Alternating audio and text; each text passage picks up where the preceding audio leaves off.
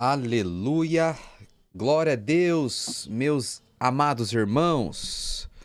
Sejam bem-vindos mais um dia de compartilhamento, onde nós estamos juntos aprendendo a orar com Jesus. Esse é o tema do nosso projeto de oração de 21 dias. Hoje é o quarto dia, segunda, terça, quarta, quinta. Isso, é o quarto dia. E para mim está sendo muito precioso estar aqui com os irmãos e poder compartilhar coisas tão simples e tão profundas. Eu quero falar sobre isso hoje, mas eu tenho certeza que os nossos encontros têm cooperado com você.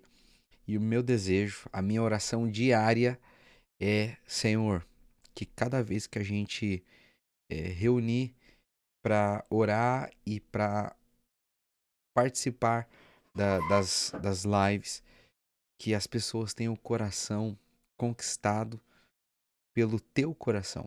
Eu não quero aqui, irmãos, compartilhar coisas novas. Vou falar mais sobre isso já, mas o meu desejo aqui é compartilhar coisas simples.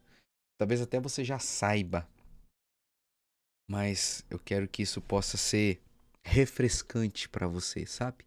Que possa ser renovado. Então vamos chegando aí, os irmãos estão aí. Glória a Deus, ontem a gente finalizou, falamos sobre o que fazer no seu tempo a sós com Deus. Tivemos as nossas células também, uma benção, o povo reunido. Respondi algumas perguntas na minha caixinha de perguntas lá. E eu quero responder algumas hoje aqui. Então hoje eu vou responder perguntas. Aleluia, aleluia, aleluia. Antes da gente passar para uma nova estação, onde eu quero falar sobre a leitura da Bíblia.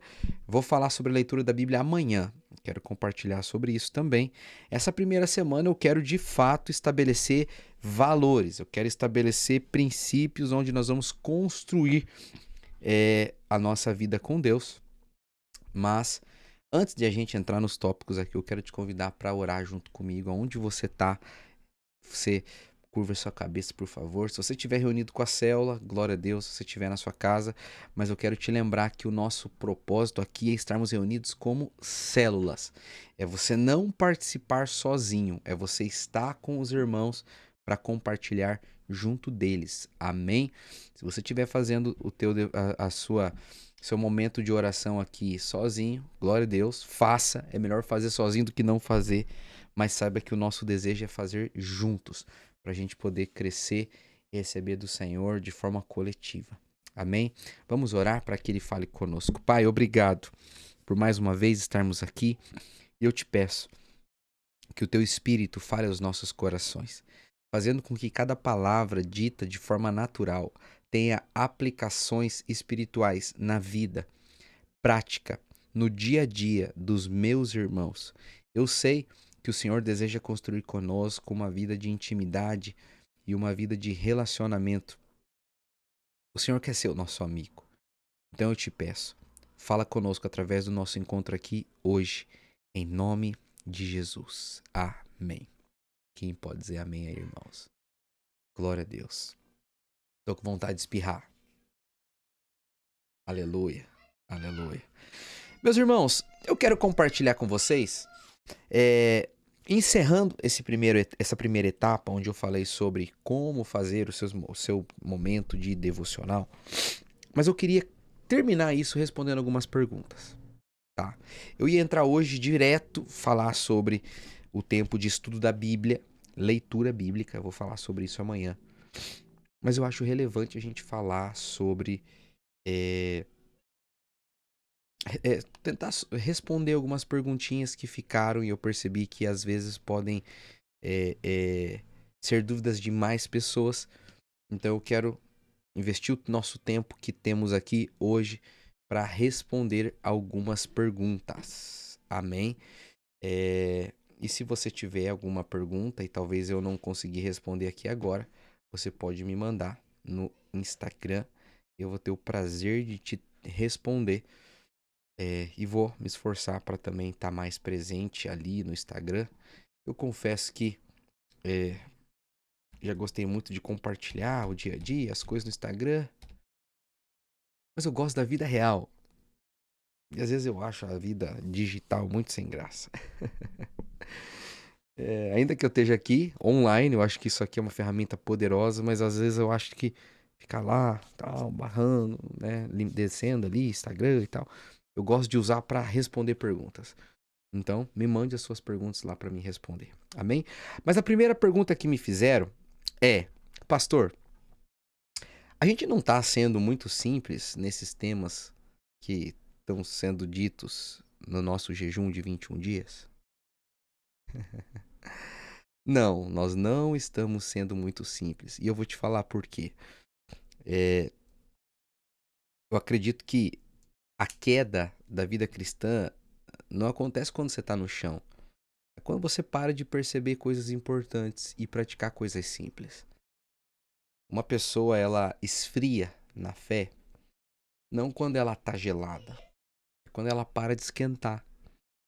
Então, quando ela diminui o fogo, ou quando ela acha que já chegou no ápice. Eu vou te falar uma coisa, meu irmão, minha irmã. Você pode ter vivido muitas coisas em Deus. Você pode ter desfrutado de muitas coisas em Deus. Mas tudo que você viveu, provou, ouviu, passou, aprendeu, é muito pouco. Pouco, pouco, pouco. Perto daquilo que Deus é e perto daquilo que Deus tem preparado para você. O apóstolo Paulo fala quando diz aos Coríntios que olho nenhum viu, ouvido nenhum ouviu e jamais penetrou no coração humano o que Deus tem preparado para aqueles que o amam.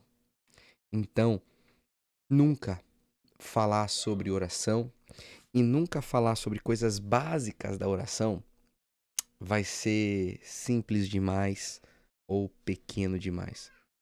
Porque é isso que constrói uma vida profunda com Deus. As coisas simples. E o grande problema é a gente esquecer das coisas simples. E achar que somos conhecedores das profundidades. É achar que essas coisas são irrelevantes. É achar que nós já sabemos fazer. É claro, talvez para muitas pessoas que estão aqui participando do nosso projeto de oração e jejum, os temas abordados são temas conhecidos, mas para muitos não são. E a maturidade cristã não é você saber as coisas profundas, mas é você começar a se importar com o seu irmão que não sabe as coisas simples. E nunca deixar de praticar as coisas simples que você ensina para os seus irmãos. Faz sentido o que eu estou te falando? Então, respondendo essa primeira pergunta, não, nós não estamos falando sobre coisas simples demais. Você pode dizer amém? Amém. Outra pergunta que que me fizeram é: Pastor, o fato de a gente usar um caderno de oração não faz o nosso momento se tornar religioso? Será? Pode ser sim. Reconheço que o fato de ter um caderno de oração pode tornar o seu tempo com Deus mecânico. Se você fizer da maneira errada. Se você institucionalizar ou robotizar o seu momento de oração com um caderno de oração, você pode sim transformar isso em um ritual religioso, em um momento ritualístico. Mas se você ter o seu caderno de oração como um lugar de construção de história, como se fosse um diário mesmo, veja, você está documentando a tua vida com Deus. E daí não vai ser uma questão de ritual. É verdade ou não? Esses dias eu fui passear com a minha família e a gente tirou muita foto junto. Veja, isso faz parte da história. Quando a gente crescer, né, quando tivermos velhinhos e meus filhos estiverem grandes, eles vão abrir lá o álbum de fotos da família e vai ter todas as nossas fotos lá. O que isso vai significar para eles? A história que eles construíram na vida deles. Então, você ter um caderno de oração vai ser simplesmente uma documentação das fases da sua vida. Se você transformar isso em algo religioso, é muito triste, infelizmente, alguns irmãos acabam tornando, Mas não é o meu desejo aqui te ensinar. Meu desejo é você ter um caderno de oração e principalmente quando você estiver começando a construir uma vida de oração, volto a enfatizar, é você construir uma história com Deus. Amém? Outra pergunta que me fizeram é, pastor, como eu sei que estou fazendo meu devocional do jeito certo? Ah, irmãos, isso aqui é uma grande questão. Não existe o jeito certo para fazer o seu devocional, porque do mesmo jeito que a amizade, ela é muito particular e cada um fala de um jeito, escuta de um jeito, pensa de um jeito, entende de outro jeito, a sua vida de oração vai ser assim também. Então, não tem como eu chegar aqui pra você e falar, ó, esse jeito que você tá fazendo tá certo, esse jeito que você tá fazendo tá errado. Não, não, não. Semana que vem, a gente vai falar sobre a oração do Pai Nosso. Quando eu for falar da oração do Pai Nosso, você vai perceber que Jesus seguia, sim, um passo a passo. Mas aquilo é um roteiro, um guia, uma direção prática, bem parecida com essa que eu tô falando aqui pra vocês. Só que no teu dia a dia você vai descobrir a maneira como você constrói o seu relacionamento com Deus. No teu dia a dia você vai começar a perceber a forma como você vai ouvir a Deus, como você vai se relacionar com Ele, como você vai falar com Ele. Então, a sua vida com Deus é muito mais sobre a construção diária de a sua maneira certa do que você seguir algo que já é pré-estabelecido.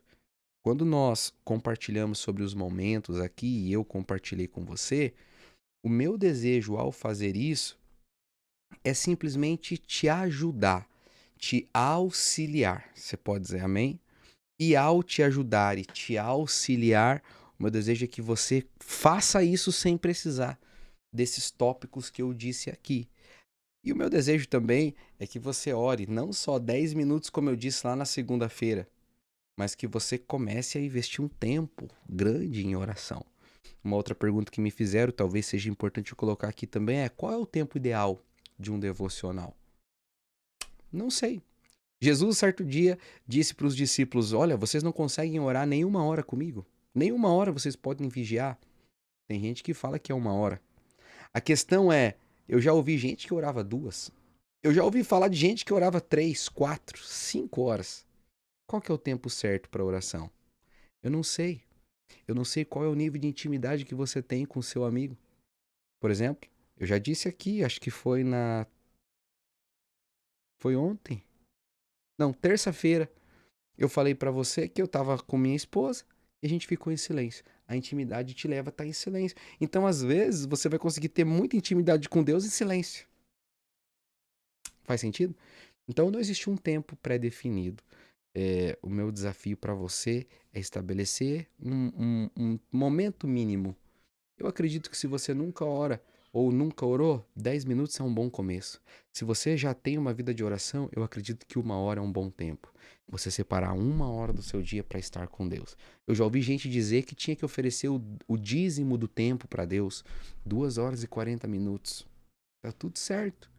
Então, a questão é, não fique preso muito aos detalhes, não fique paralisado com as dúvidas. Simplesmente tenha o seu tempo de oração, faça isso com liberdade, mas acima de tudo, faça isso com espontaneidade.